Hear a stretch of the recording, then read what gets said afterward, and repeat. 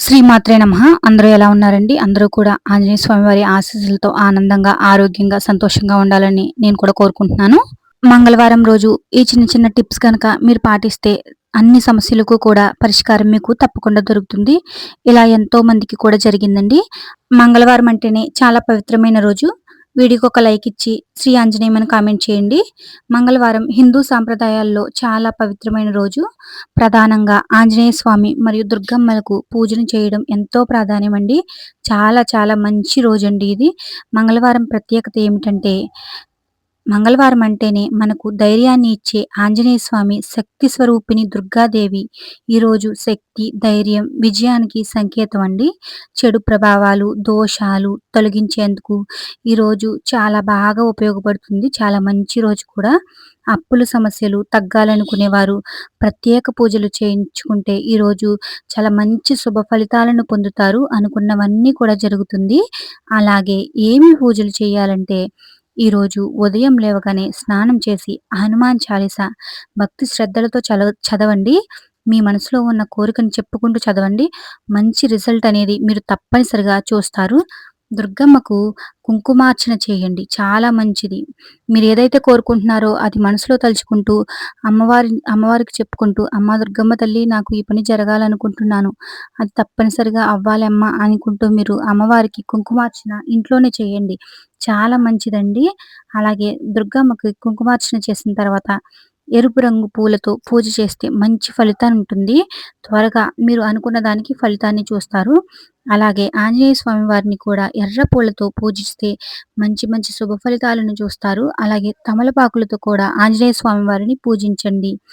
అలాగే ఈరోజు మీరు నువ్వుల నూనెతో కనుక దీపారాధన చేస్తే మీ కోరిక తీరుతుంది. మీ కోరిక చెప్పుకొని నువ్వుల నూనెతో దీపారాధన చేయండి.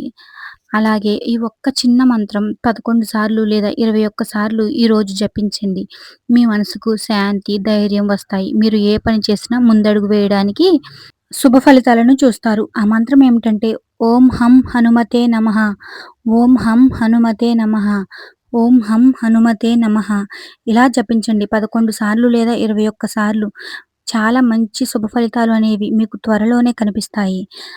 ఈ మంగళవారం కోసం ఒక చిన్న మాట చెప్తాను, శ్రద్ధగా వినండి. మంగళవారం కుజగ్రహానికి అధిపతి కాబట్టి ఈరోజు మీరు ఎరుపు రంగు బట్టలు వేసుకోండి. స్నానం చేసి ఎరుపు రంగు బట్టలు గనక మీరు ధరిస్తే చాలా మంచిదండి. కుందులు లేదా బెల్లం దానం మంగళవారం రోజు చేస్తే చాలా మంచిది. మనకి ఏవైనా దోషాలు గనక ఉంటే తొలగిపోతాయి. మంగళవారం రోజు మీకు ఎంత కోపం ఉన్నా, ప్రతిరోజు మీరు ఎవరి మీద ఎంత కోప్పడినా, ఆ రోజు మాత్రం కోపాన్ని తగ్గించుకుని మీరేదైనా కొత్తగా పని మొదలు పెట్టాలనుకుంటే, మంగళవారం రోజు కనుక పనిని మొదలుపెడితే శుభ ఫలితాలను మీరు చూస్తారు. అలాగే సహనంతో ఈ పని చేస్తే అద్భుతమైన ఫలితాలు అందులో పొందుతారు. ఏదైనా ఆఫీస్ వర్క్ అయినా, కొత్తగా మీరు ఏదైనా కన్స్ట్రక్ట్ చేయాలనుకున్నా, ఏదైనా ప్రారంభించాలనుకున్నా, ఈ మంగళవారం మంచిగా మీరు పాజిటివ్‌గా ఉండి ప్రారంభించండి. అద్భుత ఫలితాలు మీకైతే లభిస్తాయి.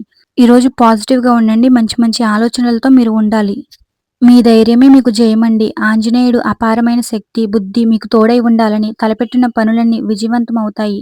మంగళవారం ఈ మంగళవారం మీ ఇంట్లో మంగళకరమైన వార్తలు వినాలని మనస్ఫూర్తిగా కోరుకుంటున్నాను.